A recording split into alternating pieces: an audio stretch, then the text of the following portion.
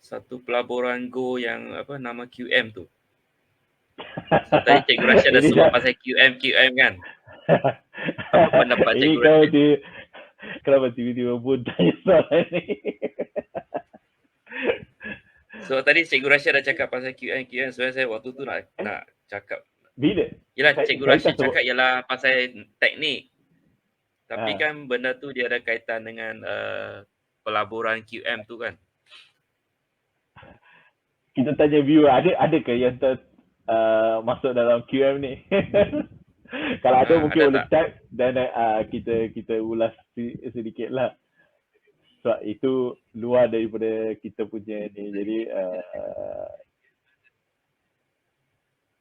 kalau ada siapa join ke? Sebab mungkin dia orang ada juga yang join. Jadi at least mungkin dia orang boleh share pengalaman dia orang. Ada tak viewer kita yang pernah join QM ni? Ada tak? Ada, kalau ada boleh type dengan komen share sedikit Mungkin boleh share pengalaman pengalaman ke, you all. pemahaman Kalau anda kalau ke. kalau tanya saya memang tak masuk lah.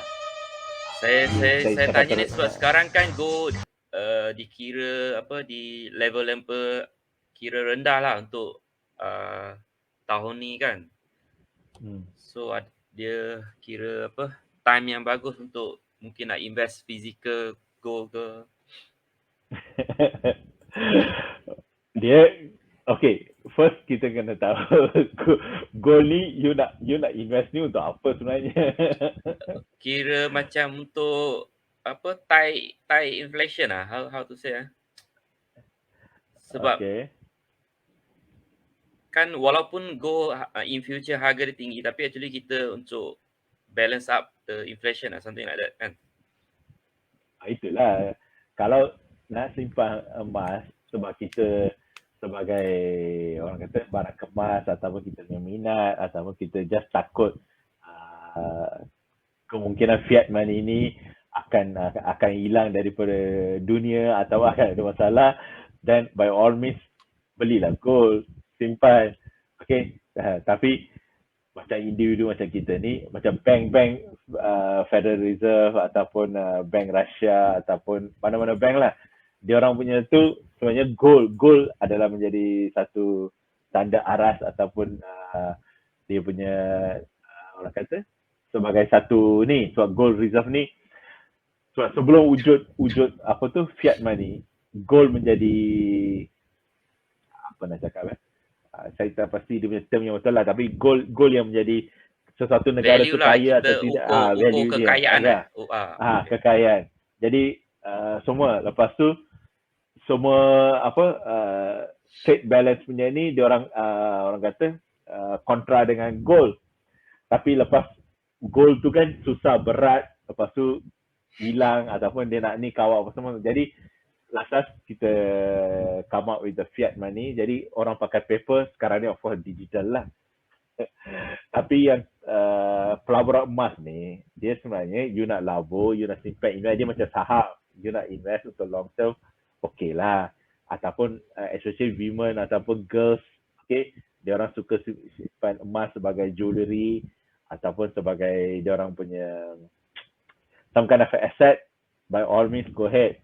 Tapi jarang-jarang macam laki apa semua tu kita akan simpan, kecuali it's part of kita punya asset ataupun investment.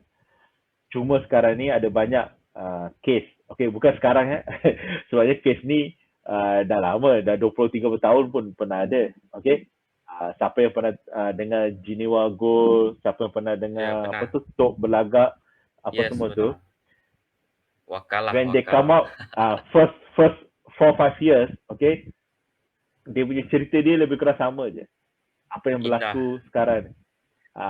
First indah khabar daripada rupa lah, okay, patuh syariah, return monthly, sama lah macam kita dekat forex trading. Orang apa IB atau MIB dia promote join ni tu ataupun dia join copy trade, you dapat. Tapi kita tahu the risk in forex, kita bukan apa langit selalu cerah. Maybe hari ni besok you buat profit, lusa you MC, ataupun macam biasalah Isnin sampai Khamis kita profit, hari Jumaat kita sedekah balik ke broker. That's part of the trading. Okay, so gold ni, tapi masalahnya gold ni you labur, tapi masalahnya ada banyak skim, Ponzi scheme ataupun senang cerita scam lah. Okay. Sebab dia tak ada orang kata satu badan ataupun kawasan dia yang boleh kontrol. Jadi orang tahu ada loophole. Dia bukan macam bank ke ataupun orang nak pinjam duit ataupun ada beberapa akta ataupun beberapa law yang govern. Tapi pelaburan emas ni dia luar daripada bank negara, dia luar daripada banking punya ni, okay. And also to certain extent it's also not really part of AMLA ataupun inilah, unless people complain then it becomes ada investigation for AMLA punya act ataupun ada beberapa akta lah, okay. So jadi apa-apa pelaburan yang dia orang kata sekarang ni, dia orang senang je, dia kata patuh syariah, dia dapat return, dan biasalah orang-orang kat luar tu dia terus join, okay. Macam contoh saya ambil case quantum metal ataupun for the fact matter, even company lain pun dia orang bagi leverage. Okay, kita dalam forex tadi kita tahu leverage it can be a double-edged sword, okay. Kenapa broker suka bagi leverage yang besar ataupun tinggi untuk kita? Okay, kita pernah cakap lah pasal topik ni. Sebenarnya broker bukan, selain kita bukan bodoh nak dia bagi leverage. So, leverage tu, okay, boleh bankruptkan broker. Tapi based on statistik, okay, lagi besar dia bagi leverage, okay, dia tahu trader akan guna leverage, trader akan MC.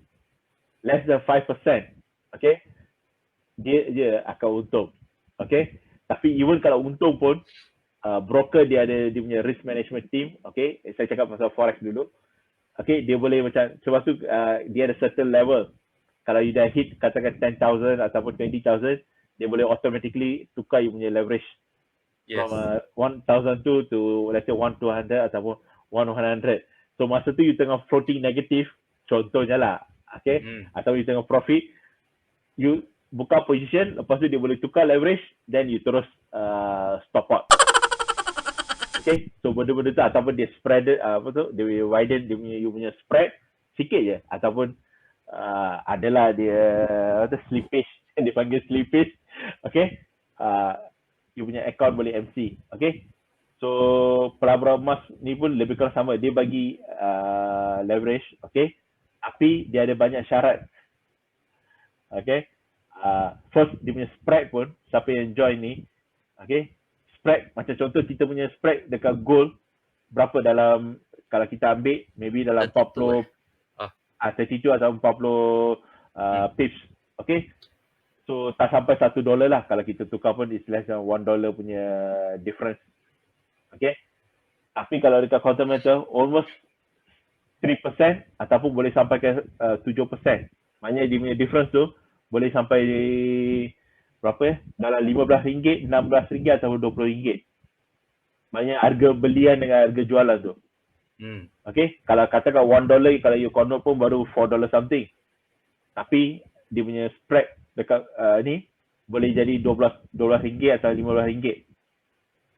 So dekat situ pun dia orang dah makan markup dia punya tu. Tapi so, normal gold pun ada spread sebesar tu kan, Cik Rashid? Kalau you pergi beli dekat Maybank punya account, dia punya spread dah sampai 1.1% ke ataupun kurang daripada tu. Okay. Quantum metal at least minimum 3%. Okay. So macam saya masukkan physical gold pun spread dia besar kan? Physical gold, tapi in terms of grammage tak adalah besar sangat. Tapi saya nampak dekat besar kan, katakan kita beli 252 per gram, kita jual mungkin 220 per gram, about RM30 per gram. Boleh nampak skrin saya ni. Wow, ada ni. Jangan main-main dengan Cikgu Rashid. Okay. Ni, dia orang punya harga belian, harga jualan tu memang beza. Setiap account tu dia lain-lain. Ini harga London bullion 242. Kalau you ambil account biasa, almost RM17. Ini harga belian kan? So you tengok harga belian ni, I'm just talking about just belian dengan belian saja. Oh, okay. Almost RM17. So almost dapat dalam $4 something dia punya spread saja. Sebab tu bila dia buat ni, automatic orang akan ambil account leverage ni yang 10 times ataupun 5 times sebab you nampak macam murah. Okay? Yes. Ini salah satu teknik marketing lah. Ini macam kalau you kerja dekat ni, ada company dia selalu letak harga mahal. Contoh dia macam iPhone lah, iPhone 13 Pro Max harga ni, iPhone 13 biasa, iPhone 13 mini ke apa ke harga ni. Jadi orang tengok, oh baik ambil iPhone 13 macam tu. So harga dia jauh beza. Lebih kurang macam tu lah. Okay, so dia main kat situ. So that indirectly dia akan force ambil account ni. Tapi masalahnya dia ada banyak hidden charges. Okay. Yearly or monthly? Yearly dia ada 3.5%. Okay, saya tunjuk sedikit lah. Dia punya charges ada 3.5%. Mana ni? Sebenarnya ada calculation ni. Saya boleh tengok video dekat YouTube saya. Okay. Ini adalah dia panggil management fee. Okay. Tapi sebenarnya ini adalah loan. Siapa yang tahu sebenarnya ni dia tukar nama supaya untuk patuh syariah je. Okay. Tapi sebenarnya dia loan je. So they charge 3.5%. Untuk leverage tu dia charge 9 lot. Macam kita forex, kita leverage, kita tak ada apa-apa yang kena bayar. Kalau kita ambil Muslim kita tak ada swap, Islamic, kita tak perlu bayar extra. Okay. Sebab kalau kita masuk $100 ni, saya ambil leverage 1000 ke, leverage 2000 ke, 888, the most I will lose is 100. Tapi dekat Pelabur Emas ni, kalau saya ambil leverage, okay, you have to pay 3.5%, okay. On top of it, you have to pay the big spread difference. Lepas tu dia ada, bila you convert tu, dia ada charges sedikit. So dia ada banyak charges. Dia bukan leverage dalam forex. Pada saya ambil 1000 atas ni, the most macam depo angus is only $100. Tapi kalau gold, saya masuk $100, saya kena tambah lagi 3.5%, lepas tu saya kena tambah lagi beberapa few charges. Macam forex kan kita clean. Saya masuk 100, saya MC ataupun saya profit, itu je. Paling maksimum. Tapi kat sini kalau harga turun, you akan rugi banyak lah. Tapi biasanya orang takkan cakap pasal harga turun. Orang akan cakap pasal harga naik je. Tapi untuk harga naik, you kena minimum, you kena break even, at least you kena lebih daripada 3% untuk cover you punya spread. Atau kita at least dalam 40 pips, kita dah boleh cover kita punya spread. So kita dah boleh break even. Tapi kat sini at least minimum 3%. Ada yang sampai kalau tak saya dalam 7%. So bayangkan spread saja 7%. Maknanya kalau saya beli contohnya lah daripada harga 1,700 atau 1,700, 7%, berapa ni 7%, dia kena naik dalam $100 baru saya boleh break even. Kalau 7% lah, kalau 3% dia kena naik dalam $51. Maknanya dari 1,700 dia kena naik 1,751 baru saya boleh orang kata break even lah ke apa? Break even. Break even. So bayangkan $51 untuk gold nak naik. 1,700 sampai 1,750 baru saya boleh nampak untung. Macam kita kalau gold kita punya spread lah lebih kurang 1,700, maybe dah naik 1,701 atau 1,702, dah boleh orang kata dah break even.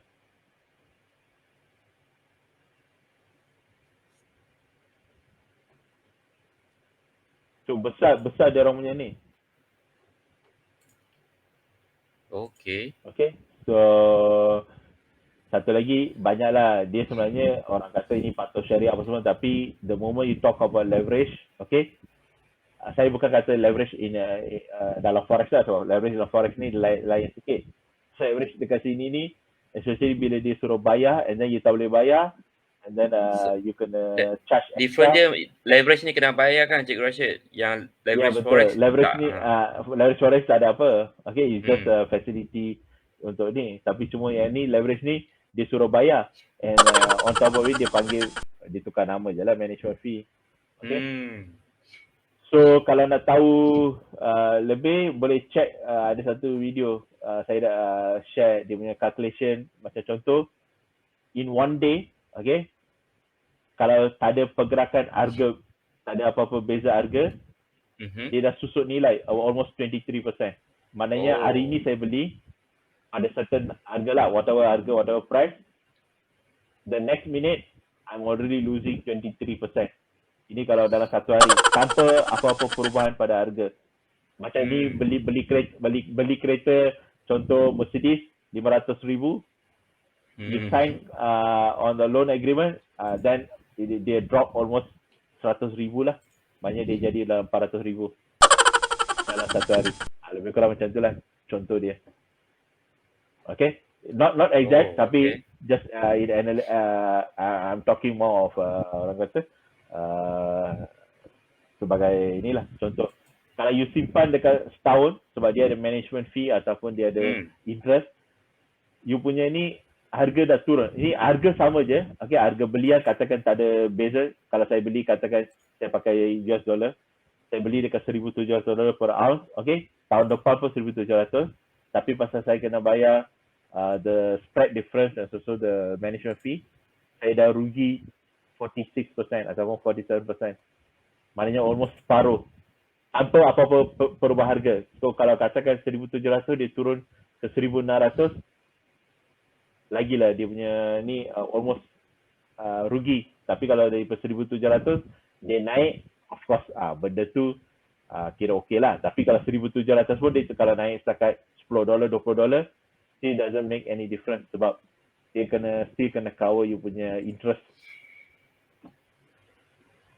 Okay, so ada di calculation. So ramai jugalah komplain, dia kata dia beli, lepas tu dia spend dalam 1,400, okay, last dia tinggal 100 je bila dia jual balik. Dia spend dekat 3,000, dia tinggal dalam 200 je. So almost 90% plus dia dah rugi. Ini tak sampai dalam I think 2 bulan. Julai ini baru lagi sebab harga emas kan tengah turun. Maybe dia buy dekat pucuk. Dia emas ni sama macam saham. You beli dekat pucuk, kalau harga turun memang you akan rugi. Of course, people kata paper loss lah, tapi still kalau you kena paksa jual ataupun you nak pakai duit, kalau you jual memang terpaksa lah. Almost ni sebab gold kan hari tu dia pergi sampai 1,900 ataupun dekat-dekat 2,000. Okay, so orang ni ataupun 1,800 lebih, kan lepas tu kan gold turun. Jadi kalau you beli kat pucuk and you force sell yourself, okay, dulu dia ada force sell. Suatu QM ni dulu tak berapa orang komplain, tak patut syariah sebab kalau dia drop below 7%, company akan force sell. Dia macam MC lah, stop out. So benda ni kan dia kata tak patut syariah, not Islamic. So dia saya tak pastilah sama ada dia dah keluarkan, tapi kalau nampak dekat memo dia kata tak ada force sell sebab dia nak patut syariah. Tapi tak tahulah, tapi dalam clause dia kata dia still boleh force sell. Maknanya dia boleh macam broker kita, kalau kita turun daripada 30%, below 30% ataupun 20%, XM dia akan automatically close, betul tak? Ataupun even kalau you beli saham, kalau you tak top up cukup margin, dia akan force sell. Okay. So Continental pun dulu macam tu, tapi sejak ramai komplain, dia tak buat force sell. Tapi kalau ada orang terpaksa jual, you almost lose everything lah. Okay, so that's why ada orang dia tunjuk screenshot, dia dah rugi. Apa yang dia ni spend tu, dia rugi, cuma dia dapat balik that few hundred saja, 200 ataupun 100 saja lepas dia terminate. So ini to cut it short, QM ni nampak lebih kurang macam Geneva Metal. Lebih kurang bukan exactly, tapi dia punya modus operandi lebih kurang sama je. Especially kalau siapa yang ambil yang leverage ni. Kalau you ambil yang biasa tak ada masalah sebab leverage yang biasa tu lebih kurang kita pakai leverage 1 to 1. So itu duit you you takkan rugi apa-apa. Tapi kalau you ambil yang leverage yang 10 kali ataupun 5 kali tu, bayangkan kita yang ambil leverage dalam forex tu yang 1,000 ataupun 2,000 pun, kita tahu sekelip mata kalau naik ataupun kalau kita profit biru memang untung lah. Tapi kalau kita merah, floating, kita tahu tunggu masa je untuk kita MC ataupun kita rugi. So bayangkan gold ni cuma bagi leverage 10 atau 5. On top of it, you kena bayar dia punya interest. Tapi dia tak panggil interest lah, dia panggil management fee supaya nampak Islamic sikit. Kalau you panggil interest kan, tak patut syariah. Okay, so macam-macam dia orang play around with the word ataupun term. Okay, so kita tunggu masa je lah QM ni bila nak meletup. Okay, baik. Sebab Geneva pun it took I think almost about 10 years plus sebelum dia betul-betul jadi scammer. So sekarang ni baru 10 tahun ke 12 tahun QM ni, ataupun kalau ikut betul-betul baru dah 5-6 tahun.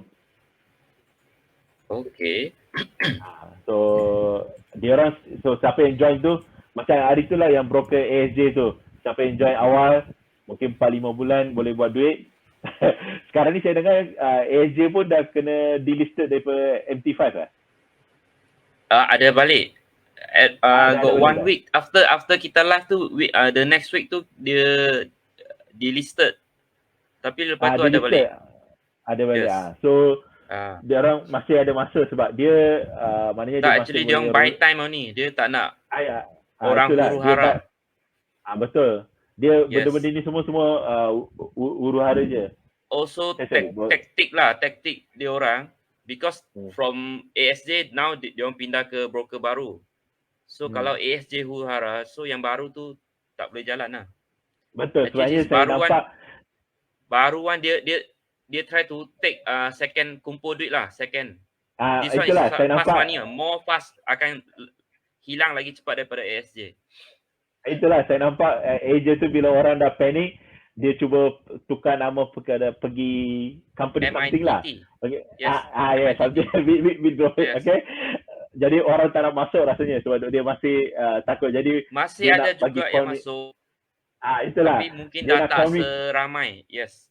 Seramai. Jadi dia nak convince orang tu dia boleh masuk sini, dia cuba bagi sikit-sikit untuk withdraw. Ini semua modus operandi yang sama. Jadi actually at first dia macam ni. Dia cakap whoever new client of ASJ boleh withdraw. Yeah. But then I think tak ada sambutan, then dia pindah ke MITT. So itulah. MITT can withdraw. Saya nampak dia tukar nama je, tapi sebenarnya orang kat belakang semua sama. Ya, betul. Saya rasa orang-orang semua. Yeah. Sama juga contoh yang ni apa-apa pelaburan lah, tak semestinya yang orang panggil ni. Dia punya modus operandi sama je. Kalau you all semua tengok daripada zaman Geneva Gold ataupun Tua Belaga ataupun semua tu, semua macam tu je. Dia macam ni, saya perasan lah. Dia akan tukar produk. Last time mungkin Go tak jalan, dia akan tukar ke Forex dah rosak nama kan, dia tukar ke lain. So dia konsep Ponzi scheme ni, dia kena ada upline. Okay? Yes. Lepas tu downline tu dia boleh tahan sampai tahu contoh 4-5 level, lepas tu dia akan breakdown. So dah tak boleh dah. Dia nak sustain. Sebab dealer-dealer yang ni pun, contohnya lah, saya bagi contoh. Kalau Forex pun, kalau broker-broker yang cepat lingkup ni, ataupun tutup kedua ni, sebab apa dia cepat tutup? Sebab dia nak rolling duit tak dapat. Sebab dia kena bayar IB, MIB ataupun siapa-siapa yang bawa masuk. Once dah masuk, lepas tu dekat bawah tu tak ada volume ataupun tak ada ni, dia tak boleh rolling. So terpaksa tutup. Lepas tu dia buka kedai baru. Sama juga gold ni. Sebab dia kena bayar, jadi yang kayanya, orang ke atas ni. Betul. You nampak tadi kalau saya tunjuk tu, dia orang bayar agak tinggi juga, 10%, 20%, 15%, 20%. Just dia macam apa, overriding fee. Jadi at one point dah tak boleh lah. Kalau katakan orang ni ambil commission, lepas tu commission kat bawah ni, lepas tu dia ambil. Lepas tu last orang ni dah tak boleh cari orang bawah. Yes. Tapi kat situ company dah buat duit dah. Company dia memang buat duit. Sebab dia makan dekat spread. Yes. Sama macam broker forex kan. Dia buat duit sebenarnya dapat volume. Sebab bila dapat volume, dia dapat daripada spread. So dia buat. Tapi at the same time untuk IB dia kena bayar. Jadi dia ambil daripada duit spread. Tapi kalau dia ambil banyak, dia bayar banyak ke IB, MIB, dia kena naikkan spread. Tapi bila naikkan spread, klien pula dah kurang. Sebab klien nak cari spread yang rendah. Sebab tu, even macam relatively speaking, sebenarnya spread XM boleh dikatakan agak besar jugalah banding dengan broker-broker keluar. Tapi kadang-kadang ada pros and cons. Okay?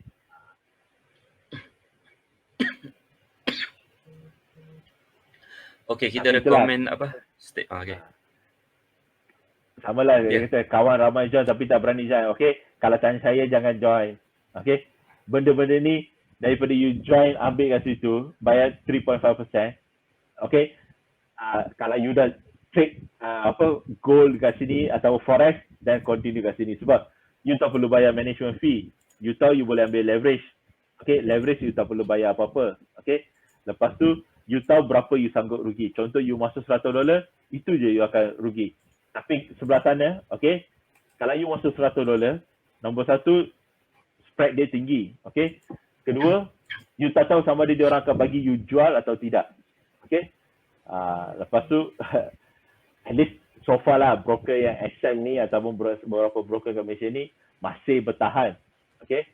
Tapi kalau modus operandi, ada beberapa broker yang pernah tutup kedai kat Malaysia ni, sama macam siapa tu? Yang pelaburan emas ni, dan you all sebenarnya forex trader sebenarnya patutnya lagi tahu.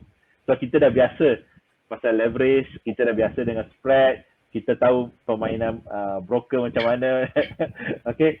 Jadi you all boleh buat keputusan. Sebab tu saya nampak kebanyakan yang terlibat kena tipu dekat situ tu, so far saya rasa tak ramai forex trader rasanya. Sebab kalau forex trader, daripada dia trade gold dekat sana, baik dia trade gold kat sini. Sebab kalau you trade gold kat sini, you boleh untung lagi besar. Contoh kalau dia sama ada dia naik atau turun, you still boleh buat untung. So sana naik je you boleh buat untung. Kalau turun you tak boleh buat untung, you dah rugi. So benda-benda ni you all kena fikirlah. Okay, baik. Terima kasih Cikgu Rashid. Okay. Tuan Fahan, apa maksud cikgu kasih ajar? Nak modal berapa? Kalau QM cikgu suruh jangan. Itulah. Kalau tanya saya, kalau nak labur emas, pergilah dekat bank-bank yang betul. Maybank ke, public bank ke, apa ke, belilah yang tu. So, yang tu bank yang besar tu, dia takkan tipu. Okay? Kalau you nak labur, pergi dekat, saya rasa saya pun ada beli dekat public bank. Tapi dah lama dah. Okay. Lepas tu saya dah jual. Kalau you all beli dekat bank, by all means, go ahead. Tapi kalau beli yang company-company, saya tak kata company kecil, tapi dia nampak macam company besar, tapi modus operandi dia agak mencurigakan. Saya tak kata scammer sekarang, tapi saya cuma boleh kata, tapi take today as a word, mana tahu lepas 2-3 tahun kalau news keluar, dan saya boleh tunjuk balik. 2 tahun lepas saya pernah bercakap pasal benda Quote ni. Quote balik. Quote balik. Tapi kalau you all nak labur contoh dekat Maybank ataupun public bank ataupun apa-apa bank, itu tak ada masalah. Tapi bila melabur atas orang kata ejen-ejen ataupun company-company yang mencurigakan, kalau boleh elakkanlah. Last question, Cikgu Rashid. Okay, continue. Daripada you. Okay. Cikgu Rashid continue dulu. Daripada you ambil leverage 10 kali, 5 kali, on top of it you bayar interest, baik trade dekat forex je ataupun CFD yang kita tengah trade. Sebab at least kalau naik atas pun you boleh buat duit, kalau turun bawah pun you still boleh buat duit. Okay, itu je lah. Okay, baik. Terima kasih Cikgu Rashid.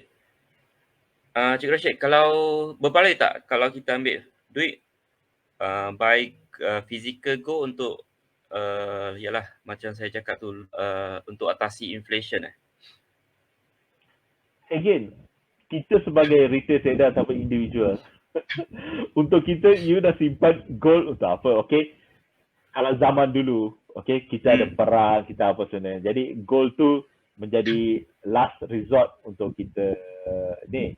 Tapi contohnya lah, even sekarang ni pun, unless kita masuk World War 3 ataupun World War 4, lepas tu satu dunia berperang, then physical gold becomes a bit meaningful. Okay? Even sekarang ni kalau ada perang pun, contohnya lah, yang sekarang ni perang Russia-Ukraine pun is very ni. Kecuali kalau Russia berperang dengan US ataupun US berperang dengan China ataupun China Russia diorang satu side, lepas tu US NATO semua satu side, then menjadi perang besar.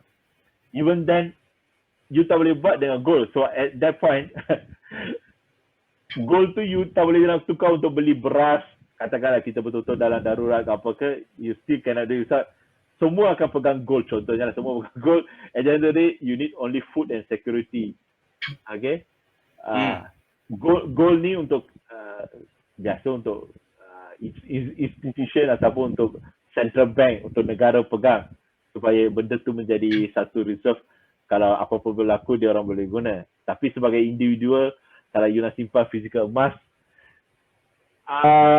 saya tak recommend, tapi saya tahu ada orang main polemik on this part, suruh okay, dunia nak kiamat, fiat fiat money akan tak ada value. Okay, those are very extreme approach being played out by certain group supaya orang join. Tapi kalau tanya saya, there's no reason unless you are beli tu sebagai jewelry, then it's a different story. Okay. No, to be specific, mungkin saya ada soalan lebih spesifik Cikgu Rashid. Saya tak cakap, saya tak tanya pasal yang ialah the value of fiat money kan. Maksud saya contoh kita ada one lump sum maybe 250,000 or whatever. Kalau kita just biar by years, of course dia tak boleh cover berbanding kenaikan harga gold tu kan.